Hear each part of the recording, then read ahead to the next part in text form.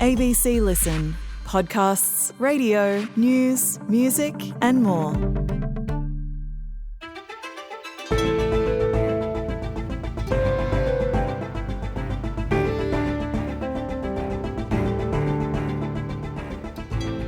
They're marketed as safe, low maintenance and fun. But an ABC investigation into retirement villages has found they can lead to a resident's life savings being lost. Today, reporter Adele Ferguson on how families are being gouged and why you shouldn't fall for the glossy brochures. I'm Sam Hawley on Gadigal land in Sydney. This is ABC News Daily.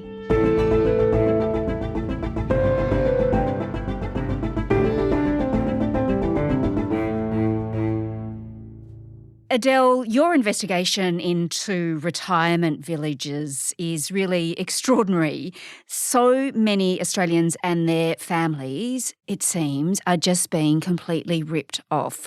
So let's just start with the story of Joan Green. Just tell me about her. Joan's 89 years of age, and in 2013 she bought into a retirement village called Tranquil Waters in Victoria Point, Queensland. And it cost her most of her life savings, which was $384,000. And over the course of time, her health started to fail her and she was in hospital for weeks. And so the family decided it was time for her to move into aged care. So the daughter went to Tranquil Waters and said, we want to put it up for sale. And they had a look at it and they came back with an estimation of what she was going to get back. And it was $81,000. Oh my gosh. And they were absolutely devastated. I feel very, like I've been robbed. Because over the same period of time, if she'd bought a property in the same suburb but wasn't a retirement village, it would have more than doubled in price. And instead, she's got $81,000. And it's not enough to go into aged care. Well, my name is down at a place down the coast. If you've got the money, you can go in any time, but I can't.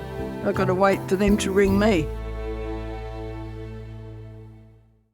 Oh my gosh, that's a $300,000 loss for living in a retirement village. That's huge. That's right. It's a 60% exit fee. This is one of the big fees that they charge. So the marketing pitch is they're affordable on the way in.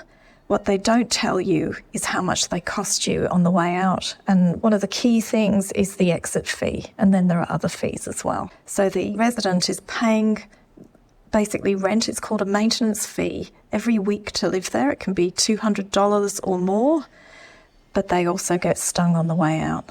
Did Joan, Adele, understand when she signed up to live there that this was actually going to happen? Was it in the fine print or something like that? The contracts are very complex, and the daughter said she looked at the contract and didn't understand it.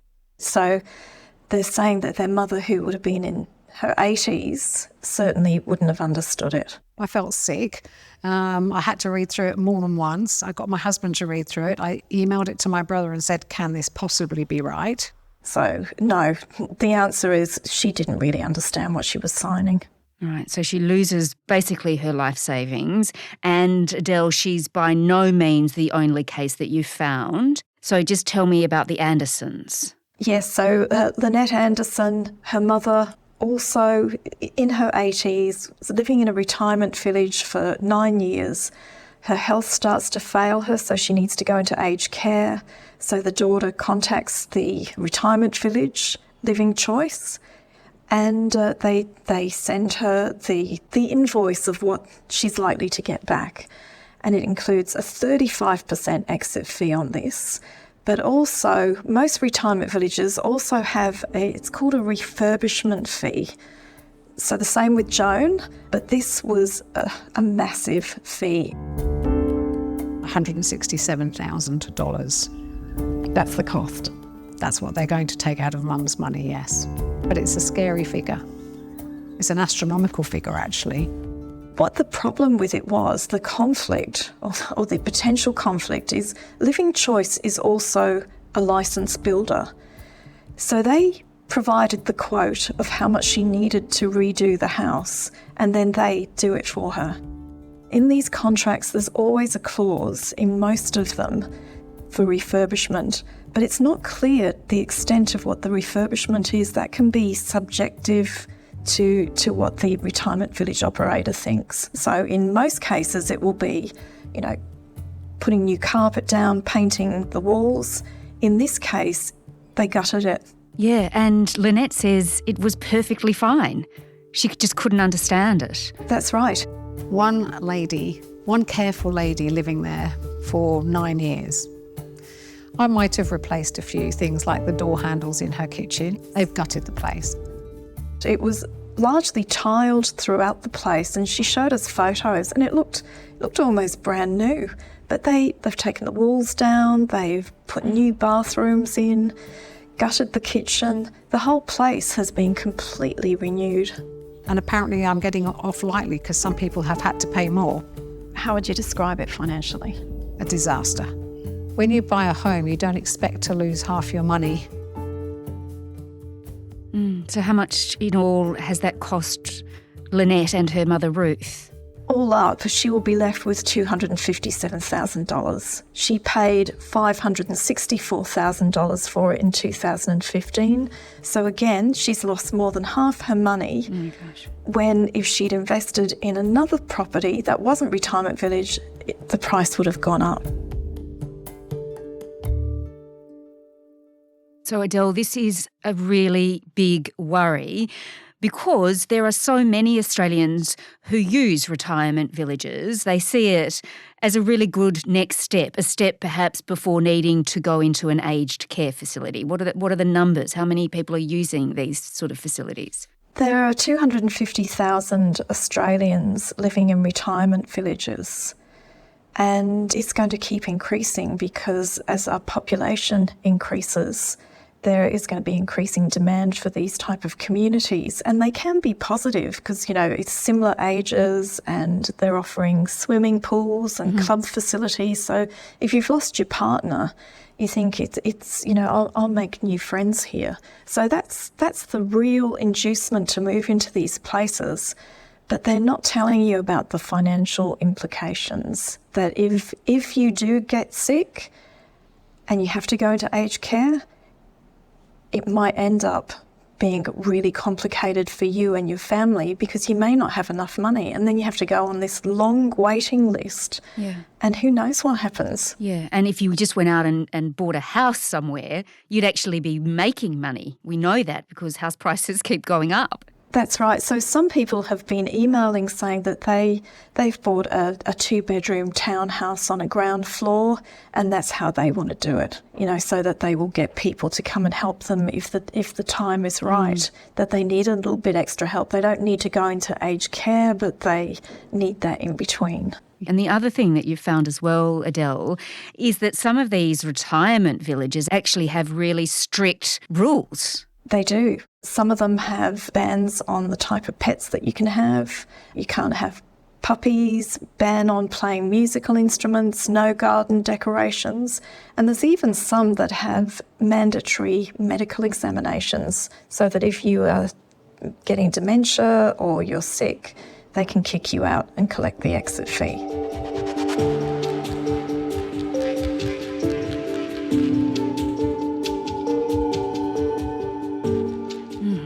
So Adele, do we have a sense of just how many people are actually ending up in a similar position to Joan and Ruth, that they're actually losing a lot of money when they try and get out of these retirement villages? Well, we spoke to Tim King, who's an actuary and a retired academic who built a retirement village calculator with Macquarie University.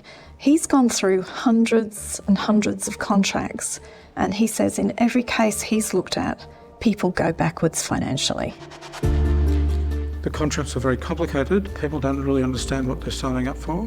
You've described them previously as a cunningly disguised rip-off. Yes. Do you stand by that? Yes, I do.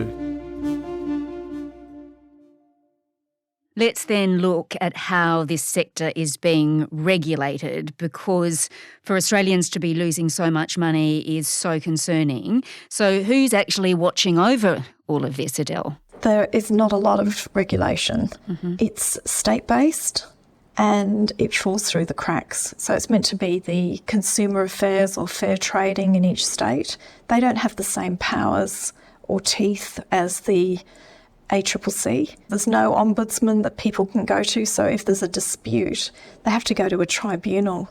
We spoke to Rebecca Sharkey, who's an independent politician in South Australia, and she moved a motion in Parliament last year calling on the federal government to do a number of things. One, to harmonise all the state laws. Secondly, to beef up consumer protections. And thirdly, to classify these contracts as a financial product, not to see them as a home, but they're really a financial product. You think you're buying a property, but you're not. You're just getting a right to occupy. So that's why I think if we had at least some ASIC protections, if we had Parliament looking at this deeply, I think we would be able to ensure that we had a fairer deal between the resident and the retirement village corporations. That would bring them under federal oversight and under the watch of the corporate regulator, ASIC, because some of these contracts, they're actually algebraic equations in them. You can't make heads or tails of them.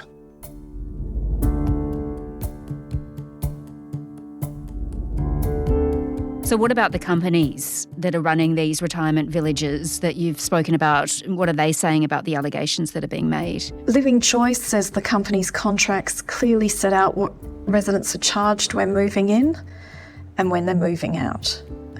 We also spoke to the Retirement Living Council. It's an arm of the powerful Property Council. We spoke to Daniel Gannon. He said the contracts do need to be simpler, and operators have started to reduce the size of them because they used to be hundreds of pages. But he says residents need to do their own homework and go and see lawyers to look over the contracts. Like with any big life decision, any big purchase, it is always advisable to get independent advice to make sure that you understand any financial obligations. So you think we can put algebraic formulas into contracts, and as long as people try and find independent financial advice, that's okay? As an industry, we want simpler contracts. We don't want consumer-unfriendly contracts. Do you think that's consumer-friendly? We don't want things that people can't understand. Do you think it's consumer-friendly? That is quite a complex component of that contract. So if there's any way that we can simplify and further simplify contracts to make sure that everybody understands what they're signing up for, that is a circumstance that we want. We didn't get any response from Tranquil Waters, which is where Joan is living and who's expected to get $81,000. We didn't really get a huge response from these people. Well, Adele, what's your advice to people who may be flicking through some glossy retirement village brochure for themselves or a family member right now? Is it worth it? What should they be really thinking about and doing? I think what they really need to look at is not look at the glossy brochures, but have a look at the contract and have a look at the words deferred management fee or exit fee and see what they are. And I guess you really need to go and see a lawyer. It can be very expensive if you're looking at 3, 4 or 5 retirement villages, but caution, really.